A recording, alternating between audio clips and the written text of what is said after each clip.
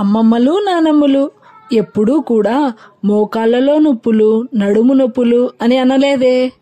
మరి మా అమ్మ ఏంటి ఎప్పుడు కాళ్ళ నొప్పులు, నడుము నొప్పులు అని అంటుంది. హలో అండి, అందరూ బాగున్నారా? ఏ పొలం గట్టునో లేదా పక్కింటి గోడ మీదనో చూసి ఏంటి పిచ్చి మొక్క అని చూసి వదిలేసుంటారు కదా.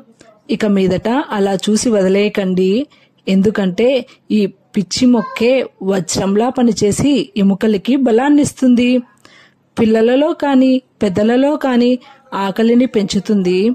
ఇప్పటికీ పల్లెలలో కుక్క కాటుకి ఫస్ట్ ఎయిడ్గా ఈ నల్లేరు కాడల రసాన్ని వాడుతున్నారని మీకు తెలుసా?